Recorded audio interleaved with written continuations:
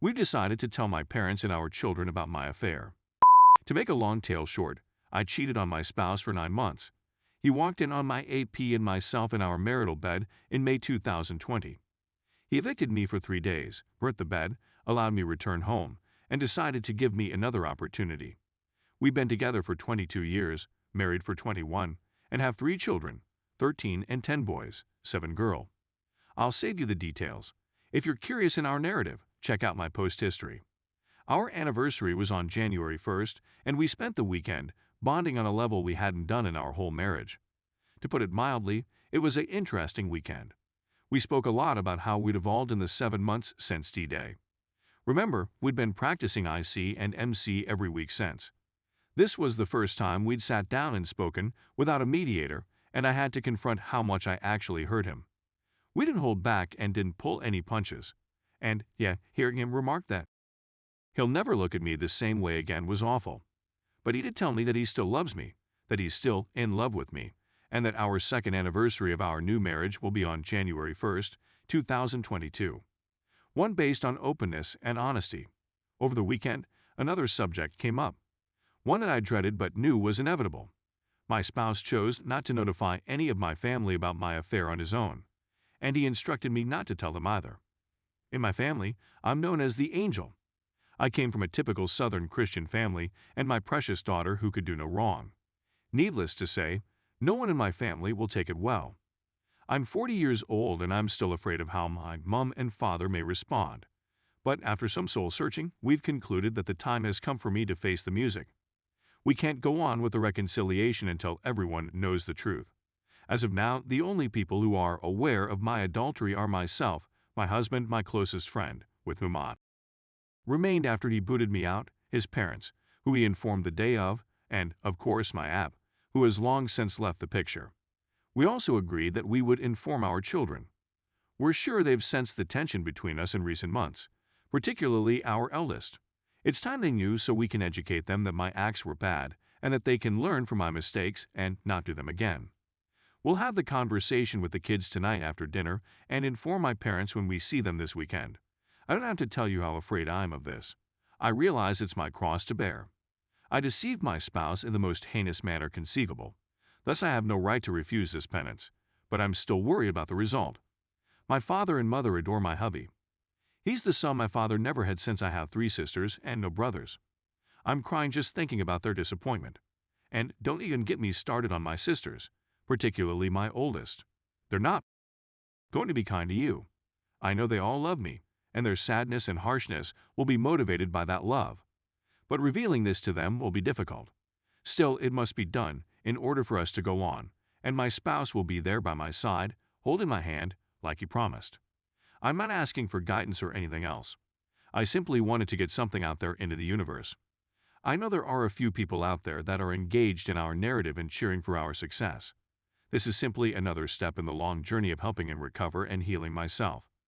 Thank you for taking the time to read this. Quit editing. We're not going to teach the kids everything. They are aware that things have been difficult between us. We'll simply sit them down and tell them that we're both going through a tough time and that we're sorry if our actions over the previous several months have made them unhappy or uncomfortable. That we're trying to figure out what's going on between us and that everything will be okay. Edit 2. After additional deliberation, we changed our minds about the choice. We gathered the kids and I told them that I had done something to harm their father months before, and that was why we had been acting funny around each other, as our 10-year-old would put it.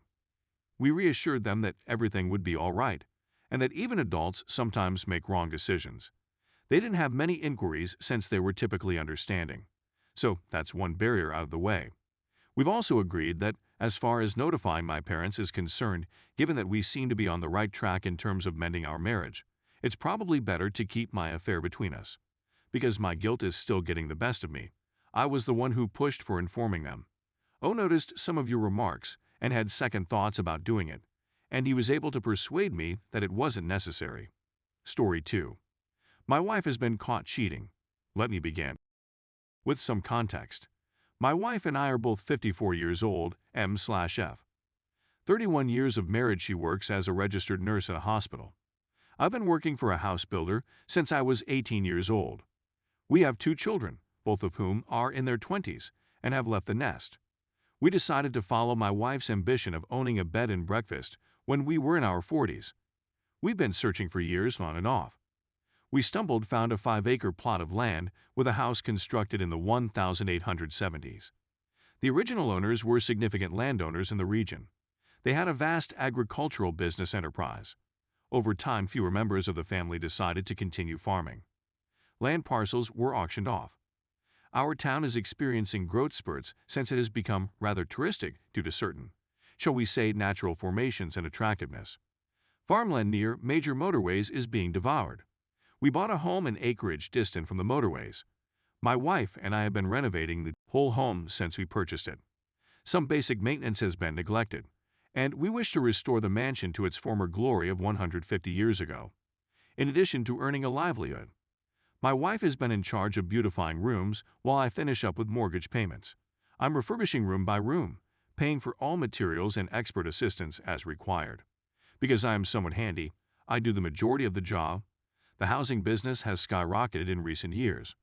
We'd work 8 days a week if we could. I was making a lot of money. Until last year, that is. We were out of work for a period in 2020 due to the epidemic, and then material shortages began. Of course, my wife had been on the front lines for the previous 18 months. She worked at the hospital for weeks without taking any days off last year. The medical personnel remained at the hospital. They had rooms where numerous people slept together. To put it mildly, the crew got extremely close. They worked for 4 weeks, and then took 2 weeks vacation, starting in March of last year and continuing into the autumn, and then again after Thanksgiving. After the kids were grown, my wife always worked for others if they asked. She saw these young parents weep because they couldn't see their children. So during her downtime, she would give up her vacation time and provide it to the staff members who truly needed it. There were others who did the same thing. Her whole COVID experience had an impact on her, seeing people placed on ventilators, deaths, and so forth. She was no longer the same person. She was aloof. Our life had come to a halt. I put it down to her experiences or her age. I attempted to speak to her about it, but she said she simply didn't feel it anymore. We continued to collaborate on the home. We planned travels to a part of our state with a sizable Amish community. The Amish in this area are well known for their skill in woodworking and stitching. We purchased many pieces of furniture for the bedrooms, as well as handmade quilts. We had planned a 3-day excursion to this region to acquire dining room furniture this past weekend. I also pay in wood from the demolition of an old barn, which I undertake as a side hustle. Barnwood is in high demand. My supervisor calls to inform me that everyone will be working the whole week since he was able to buy wood and shingles for a home we've been sitting on while waiting for supplies. I informed my wife that we may travel on Saturday and Sunday. She informs me on Friday morning that she is still going with some coworkers since there is an autumn festival going on.